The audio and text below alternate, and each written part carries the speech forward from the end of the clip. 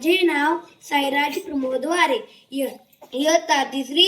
शाळेचे नाव जिल्हा परिषद प्राथमिक शाळा बांधखडक, केंद्र नायगाव, तालुका जामखेड, जिल्हा अहिल्यानगर. प्रथम सर्वांना प्रजासत्ताक दिनाच्या हार्दिक शुभेच्छा. लोहरतो तिरंगा उंच आकाशी, उजू सारे रंग तयाचे, प्रणात एकमुखाशी, प्रणात एकमुखाशी. जगण्यास शिकण्याचा अधिकार दिला मधला जाण्यात, जगण्यास शिकण्याचा अधिकार दिला मधला जाण्यात. संविधानाचा करतो आदर, करुणी मुद्रा मानत त्यात, करुणी मुद्रा मानत त्यात. माझे पहिले वंदन त्या मातृभूमीला, ज्याच्या खुशीत अनेक क्रांतिकारांनी जन्म घेतला. माझे दुसरे वंदन त्या तिरंग्याला, जो भारतीय स्वातंत्र्य लढ्याचा खरंच साक्षीदार आहे. माझे तिसरे वंदन त्या छत्रपतींना, ज्यांनी स्वराज्याचं बीज हे मातीच्या कणाकणात आणि माणसाच्या मनात रुजवले. आज आपल्या आनंदाचा, उत्साहाचा, अभिमानाचा, सन्मानाचा दिवस म्हणजे 26 जानेवारी अर्थात प्रजासत्ताक दिन. 150 वर्ष राज्य करणाऱ्या इंग्रजांच्या गुलामीतून भारत भूमीला मुक्त करण्यासाठी अनेक क्रांतिकारांनी आपल्या संसाराची राख रांगोळी करून स्वातंत्र्याच्या यज्ञकुंडात आपल्या प्राणाची आहुती दिली. सर्वप्रथम त्या महान क्रांतिकारांना मी साईराज वारे अभिवादन करतो.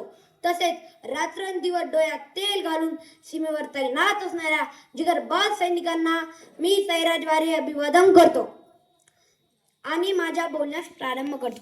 मित्रांनो, आपल्याला 15 ऑगस्ट 1947 रोजी स्वातंत्र्य मिळाले, तर आपण 26 जानेवारी हा सण का साजरा करतो? जसे एका कुटुंब प्रमुखाची गरज असते, तसे ह्या भारताला राजघटनेची गरज होती. आणि ती राजघटना लिहिण्याचे काम वर्गात बसून शिकणारे नव्हे, तर वर्गाच्या बाहेर बसून शिकणारे गौतम बुद्ध, संत कबीर महाराज व महात्मा ज्योतिबा फुले यांना गुरुस्थानी मानणारे भारतीय राजघटनेचे शिल्पकार, महामानव, विश्वरत्न, भारतरत्न डॉक्टर बाबासाहेब आंबेडकर यांनी हे संविधान अतिपरिश्रमातून 2 वर्ष 11 महिने 18 दिवस यामध्ये पूर्ण केले. नसे नुसते पुस्तक हा भारतीय ग्रंथ, समृद्ध संविधान म्हणले देशाचे सुज्ञ पालक, समृद्ध संविधान म्हणले देशाचे सुज्ञ पालक.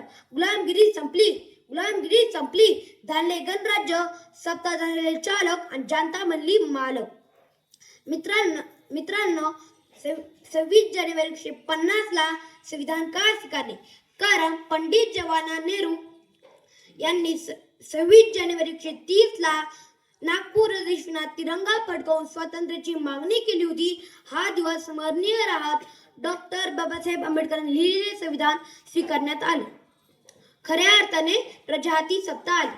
संविधानामुळे आपल्याला समता, स्वातंत्र्य, न्याय, बंधुत्व मिळाले. पूर्वी राज्याचा मुलगा राजा व्हायचा, पण संविधानामुळे राज्याची निवड ही मतपेटी होऊ लागली. बाबासाहेब ने कलम उठाई तो संविधान बन गया. अरे संविधान की ताकत